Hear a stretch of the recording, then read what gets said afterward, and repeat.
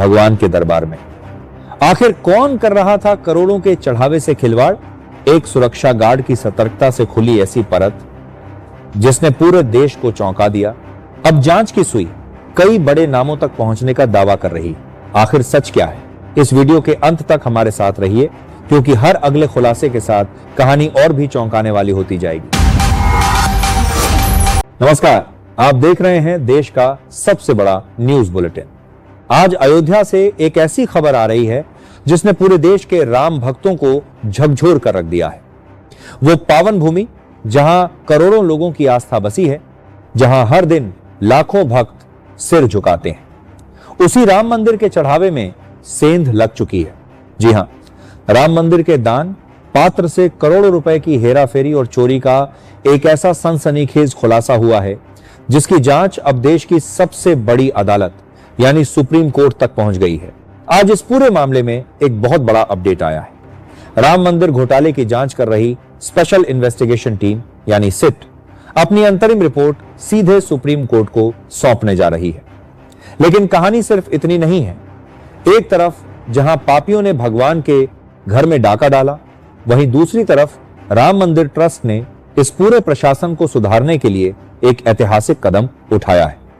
मंदिर के इतिहास में पहली बार सीईओ यानी मुख्य कार्यकारी अधिकारी की नियुक्ति होने जा रही है, जिसकी डेडलाइन कल ही खत्म हो रही है।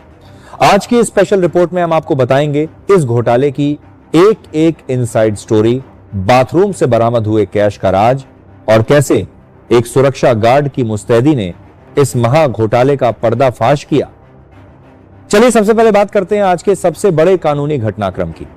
अयोध्या राम मंदिर के चढ़ावे में हुई धांधली की जांच कर रही सिट ने आज अदालत का दरवाजा खटखटाया है। सूत्रों के मुताबिक सिट अपनी अब तक की जांच की स्टेटस रिपोर्ट यानी अंतरिम रिपोर्ट सुप्रीम कोर्ट के सामने पेश करने वाली है।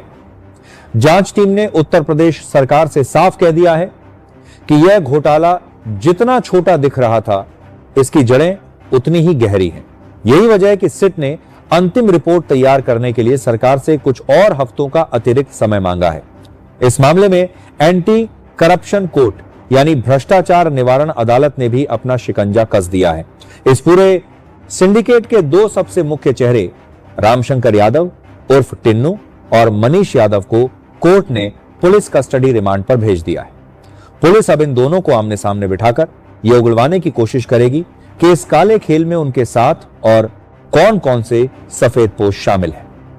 आखिर वो कौन लोग हैं जो राम मंदिर के ट्रस्ट के अंदर बैठकर इस चोरी को शाह दे रहे थे? दर्शकों, अब हम आपको बताते हैं कि इस पूरे घोटाले की शुरुआत कैसे हुई। यह कहानी किसी फिल्मी स्क्रिप्ट से कम नहीं है। राम मंदिर परिसर में सुरक्षा व्यवस्था हमेशा चाक चौबंद रहती है। रोजाना लाखों रुपए का चढ़ावा आता है। नोटों की गिनती के लिए बाकायदा टीमें बनाई गई। लेकिन इसी बीच कुछ कर्मचारियों की नीयत डोल गई। मामला तब खुला जब मंदिर परिसर के एक वॉशरूम बाथरूम में एक सुरक्षा गार्ड की नजर संदिग्ध गतिविधियों पर पड़ी। जब एक आरोपी की तलाशी ली गई तो हर कोई दंग रह गया। उस आरोपी के पास से बाथरूम के अंदर से 40,000 रुपए नकद बरामद हुए।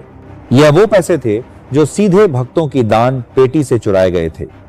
सुरक्षा गार्ड ने तुरंत इसकी सूचना अपने वरिष्ठ अधिकारियों को दी। जैसे ही पुलिस ने इस धागे को पकड़ा, पूरी रील खुलती चली गई।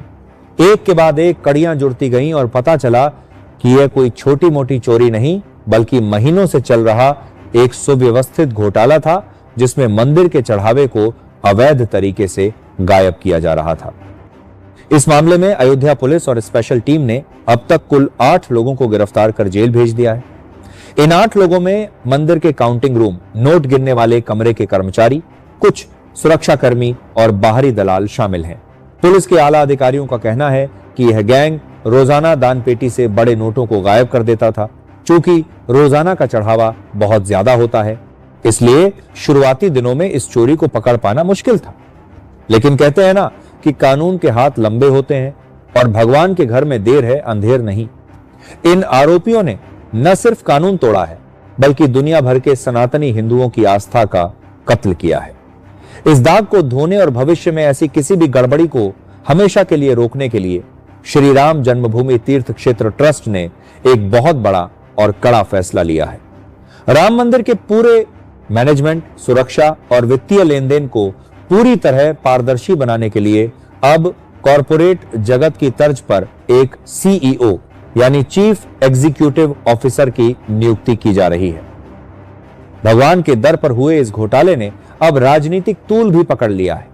अयोध्या की सड़कों पर आज विपक्षी दलों, खासकर समाजवादी पार्टी के कार्यकर्ताओं ने जमकर हंगामा और प्रदर्शन किया। प्रदर्शनकारियों का आरोप है कि इस घोटाले के पीछे कई बड़े चेहरे छुपे हुए हैं जिन्हें सरकार बचाने की कोशिश कर रही है। हालांकि मुस्तैद उत्तर प्रदेश पुलिस ने प्रदर्शन कर रहे कई कार्यकर्ताओं को हिरासत में ले लिया है और स्थिति को नियंत्रण में रखा है। वहीं दूसरी तरफ अयोध्या पहुंचे आम श्रद्धालुओं में इस खबर को लेकर भारी नाराजगी है। दूर दूर से अपनी गाढ़ी कमाई का हिस्सा भगवान के चरणों में अर्पित करने वाले भक्तों का कहना है कि चोरों को ऐसी सजा मिलनी चाहिए जो एक मिसाल बन जाए, ताकि दोबारा कोई भी किसी धार्मिक स्थल की पवित्रता से खेलने की हिम्मत न कर सके। अयोध्या का राम मंदिर सिर्फ पत्थरों और नक्काशी से बनी इमारत नहीं है, यह भारत के सांस्कृतिक पुनरुत्थान का प्रतीक है। ऐसे में वहां वित्तीय धांधली होना बेहद चिंताजनक है। लेकिन राहत की बात यह है कि देश की न्यायपालिका, राज्य की पुलिस और खुद मंदिर ट्रस्ट इस समय एक्शन मोड में है। उम्मीद है कि सुप्रीम कोर्ट में सिट की रिपोर्ट जमा होने के बाद कई और बड़े नामों का पर्दाफाश होगा और नया सीईओ आने के बाद राम मंदिर का प्रबंधन पूरी दुनिया के लिए एक मिसाल बनेगा। इस पूरे मामले पर आपकी क्या राय है? क्या आपको लगता है कि मंदिर के चढ़ावे की निगरानी के लिए और कड़े नियम होने चाहिए? हमें कमेंट सेक्शन में जरूर बताएं। देश और दुनिया की तमाम बड़ी खबरों और राम मंदिर घोटाले की पल पल की अपडेट के लिए हमारे चैनल को सब्सक्राइब करें और बेल आइकन दबाना न भूलें। देखते रहिए हमारा चैनल। जय श्री राम।